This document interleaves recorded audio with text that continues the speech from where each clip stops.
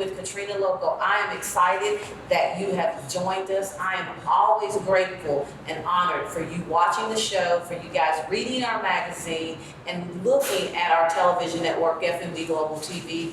I am honored. Wherever you are in the world, we greet you right here from Addison Circle, and thank you for this beautiful bakery. Guys, if you live in the Addison area and you just want some nice bites, maybe some coffee, and just a nice stroll, please stop in and visit them. They have been so gracious to let us film in here, and you may hear them cleaning up around us or doing other things around us, but that's okay, because we're just really going to just sit here and talk about something that is very important today, and that is global business. I have a guest with me today. I call her Abby. She is from Nigeria, but I'm gonna let her take over for a second and tell you a little bit about herself and why I invited her here. Hi Abby, how are you? Hi Katrina, I'm good, how are you? I'm doing good. Let the audience know you're Nigerian now. My name is Biodun, Da-Silva. People call me Abby. I call her Abby. I'm like, I can do that, I can call you Abby. Yeah. I've known you for a few years now. We were on nonprofits together. And I mean, when I met you, it was just like an instant connect. Instant connect. I have just loved everything you do. Tell us a little bit about yourself. You write, you're an author, you're an international businesswoman. I've watched you and you've mastered a lot of things. Well, what I can tell you that it is not easy. But for the writing part, that comes naturally to me because I have the gifts and I have the talent to write. So most of my articles are already on the go. Like I may just be maybe walking, not walking like as in taking a walk, walking as in walking. Yes. Then inspiration just comes to me and I think of what to write, and most of the time I write based on my experiences and everything that and the experiences of others. A lot of things that I've witnessed, so I put them in writing. And also I'm a businesswoman. I manufacture African food, African dry food like palm oil, obono, all the foods that African eat. So we have a lot of our products in stores around Dallas, and we're looking to moving our product to Oklahoma, maybe in the nearest future. Okay. But for right now, we have customers in Dallas. So what made you say, hey, I'm gonna just move to America and I'm gonna start a business here? I mean, there's nothing really wrong for you back home because we've talked about that previous. So what made you move here? Well, my husband brought me to America. But what made me decide to go into business is because when we just arrived in America and I go to the store to buy African food, and I noticed that most of the African food are not well packaged. I'm like, they can do better because the Chinese products, the American products are well packaged and they look very nice on the shelf, but for African food, it's not always like that. So I decided that, okay, why can't I do this? Why can't I import food, give it a fine packaging and distribute it to businesses around Dallas? And that was what I did. Was it hard to do that? Because we're talking about food, and you know there's a lot of food laws and all that stuff. So was it easy? It wasn't. It is not easy. Because you have to consider importation, shipping, sourcing the product because I'm here and I have to get someone to source the product for me in Nigeria. Then trusting people enough to actually give them the business and trust them to ship it in record time. So those are some of the like the disadvantage of doing businesses when you're not present in Nigeria. So sourcing the products, most of the products that I sell are not food from my own people, from my own ethnicity. They are from the eastern part of Nigeria. That means I live on the southwest coast of Nigeria, and the eastern part is all the way, like the opposite side of where I'm from. So that means I have to get someone in the east to supply the products to the west because we have airports in the west, in Lagos. Wow. So I have to ship the product to the southwest of Nigeria, then they ship it, they put it in the plane, then they deliver it here and I clear it. Wow, that's a lot. It is a lot. It's a lot. You sleep? But Do you sleep? I mean, I do, because the manufacturing process, the production process is like a subcontraction. I subcontract to another company. So they take care of all the process for me. So that kind of gave me like a leeway to do other things I want to. Wow. So you're very, very, very obviously talented. And so in doing this, how do you feel every time when you walk into a store and you see your product, or walk into someone's house and you see your product in their home? How does that make you feel? Well, initially it wasn't like that, because our product is pretty new. People don't know our brand. So I think most of my customers, the African store owners, they use the product before supplying them, or before they order the product from me. They tell me that they need to try my product to see for themselves if it's good, if the quality is there. So what I always do is give them like a sample of all the product that we have for them to go try it in their home. If they like it, then they can order. So almost all the time they tell me that they like the product, that I should come and supply to them. So whenever I supply to them in the store, they are actually the one that tells the customer that they should go for our product, because our product is very good. And we have about 10 to 15 stores in Dallas that carries our product. That's huge. You know that, right? You're sitting here like nonchalant. That's a huge deal. It is. I mean, all glory to God. Yes, all glory to God. Yeah. But that is a huge deal. So talk to me a little bit when we come back about your writings and what made you passionate about it. So we're going to go to commercial break, and when we come back, you're going to hear the writer side of Abby, and then we'll jump back into international films.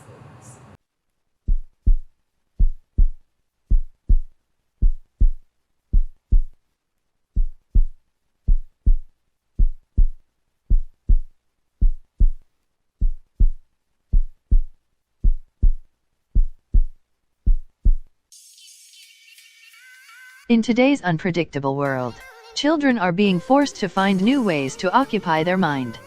Inner-city youth are finding themselves with less activities and fewer places to go. 49-year-old record producer and videographer Marcus Bean has implemented a community program to help these kids stay occupied and develop skills and change their outlook on everyday life.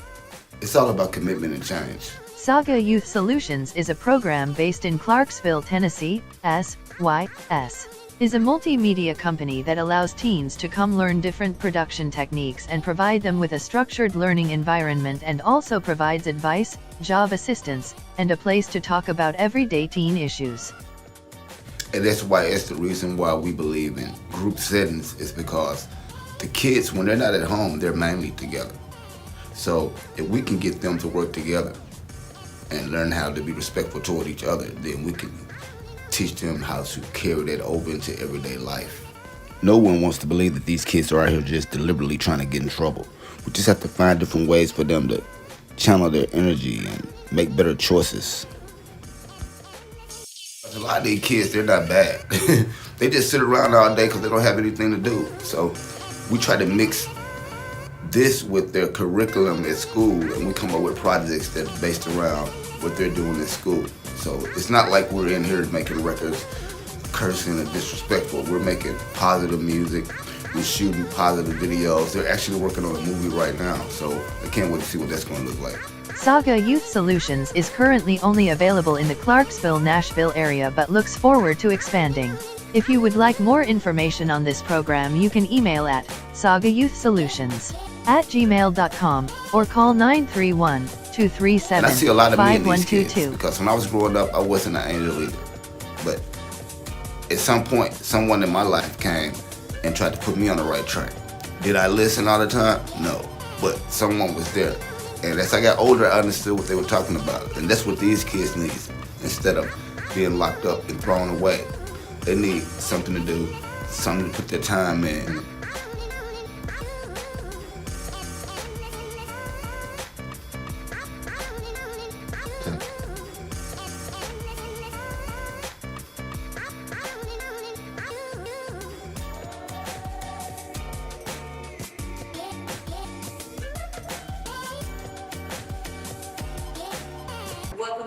we've been sitting here talking to Abby, who is a global, international businesswoman. She does business in Nigeria and also here in America. She has done some amazing things. She is a writer and an author, and we're going to talk to Abby here just a bit about her writing.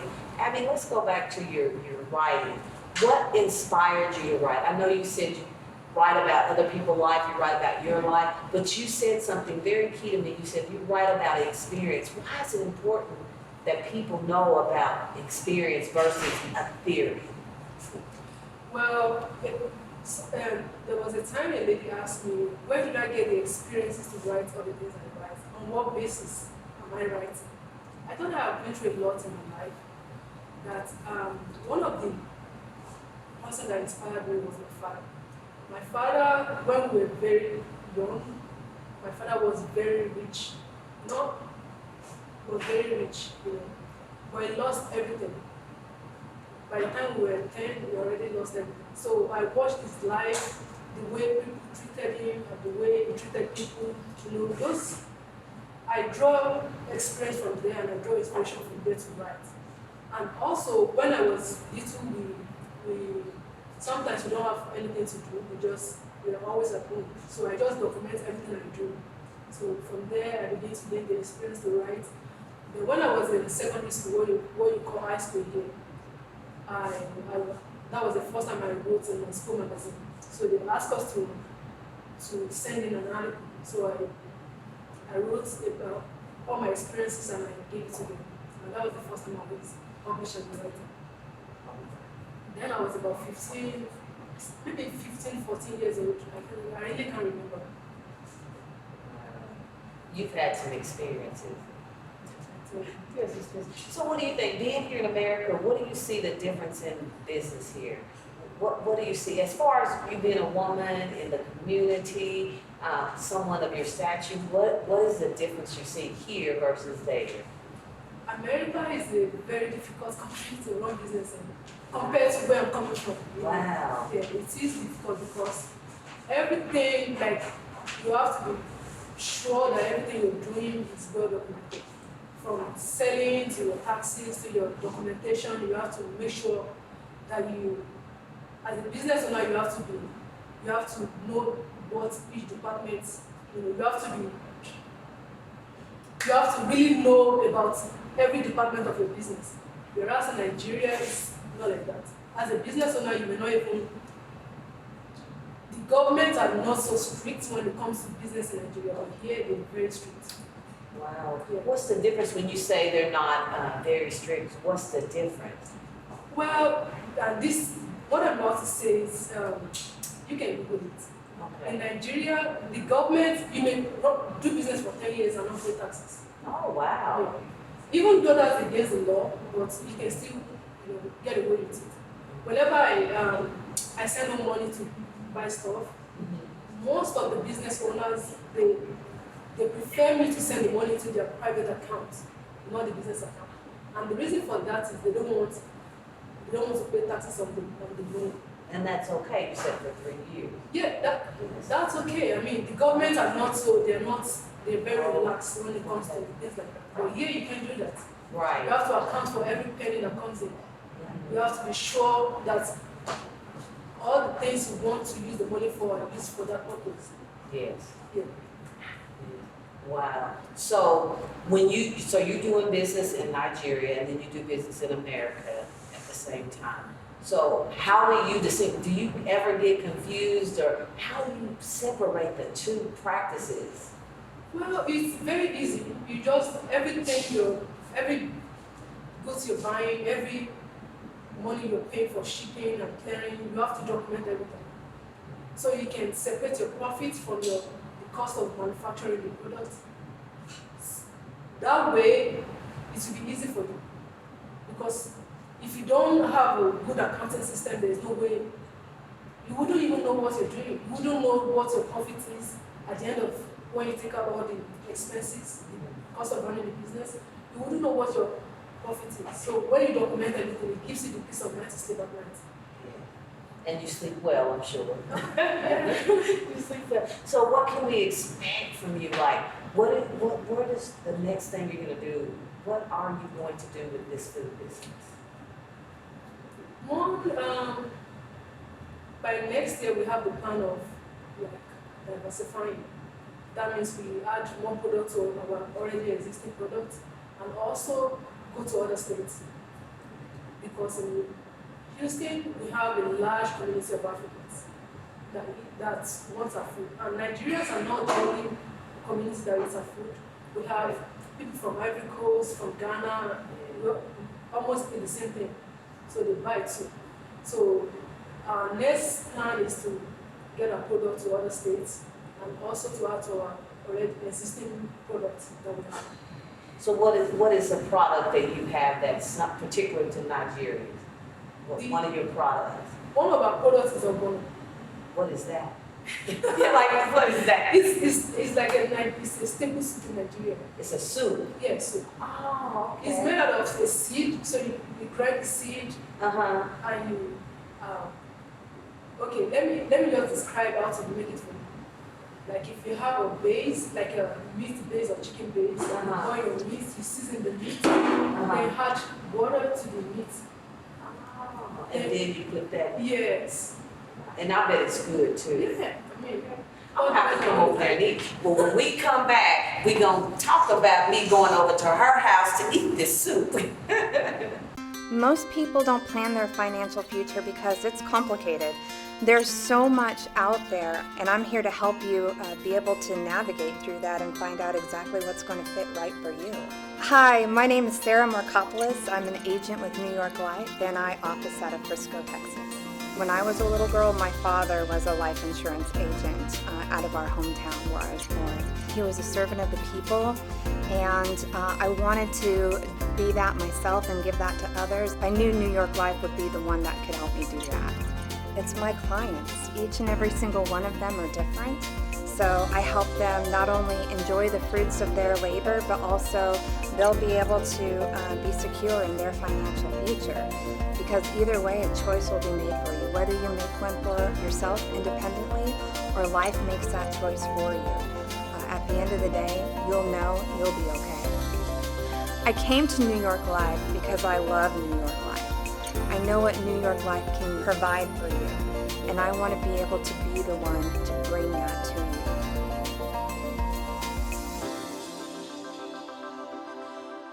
Welcome back to Bold and Unique Living with Katrina Lokko. I'm here talking to Abby, who is an international global businesswoman. She has given us key things that we all can learn from doing business across the sea. So if you met someone here locally who wanted to do business in Nigeria that necessarily not from Nigeria, what was the first thing that you would tell them to do? The first thing that I would tell the person to do is, first of all, to ensure that they know the person they are doing business with. Because trust is a very key thing in Nigeria. You have to trust whoever you want to. Even as a Nigerian, it's very difficult for me to do business there, in the sense that, making sure that you send money home, you're sending it to the right person, and the person knows what to do with the money, versus, using the money for another thing. So trust is a very key factor. The person has to find someone they know and trust, so that their business can be seamless. Wow. Do you realize that you're a big deal? I was saying this to you early. It's like, she is so humble, and this girl is a leader in her community. You're recognized with a lot of the Nigerian community. I mean, you've been in other magazines other than Bold and Unique Business Magazine, and you've done some amazing things, and you have this international food business. Do you not realize you're a big deal? Well, people keep telling me that, but I don't feel that way. Why? Because I don't feel like I'm where I'm supposed to be. Wow, Yeah. isn't that something? But you are a big deal. Can I ask you, and you can say no if you want to, how old are you? I'm 38. 38. See, I knew that, but I wanted you guys to see that. So you're a young woman, you have all this experience, you've traveled all over the world, you're doing business all over the world. You have done some amazing, amazing, amazing things. What else do you want to do? Well, Because you're still young. Well, I'm still young. Now that you say it, I'm still young. There's still so many things that I want to do. Like, one of my bucket lists was to write for like the national newspaper in Nigeria, which I've done, and also to write for magazine in the US, which I've done. And business-wise, what I want to do is one of my dreams is to see my products on every shelf in African markets all over the United States. So until that happens, I'm not a big deal. So you're not gonna rest until you get that done? Yes. But you are a big deal. I am. Well, I have products in Dallas. I have to have products in Atlanta. Okay, y'all hear this? Everybody all over the world listen to this. She's coming for you. Yes, yes. She's coming for you. And I do have a huge, and of course you know that, I have a huge African population that watch. So if you guys are in other states, please contact her because we're gonna have your information up there on the screen. Is there anything else you do that we don't know you do? Well, no. Wow, this has been so great. So what is it, a young girl, young Nigerian girl looking at this, seeing you have no hope but have a dream, look into the camera and tell me what you would tell that Nigerian girl.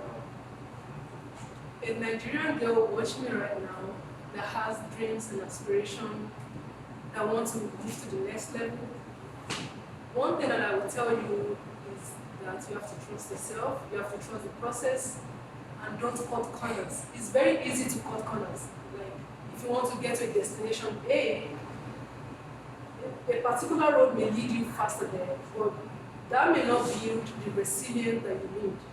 So you have to go through the normal channel, trust the process, trust your dream, and definitely when you work towards achieving your dream and your goals, you definitely get there.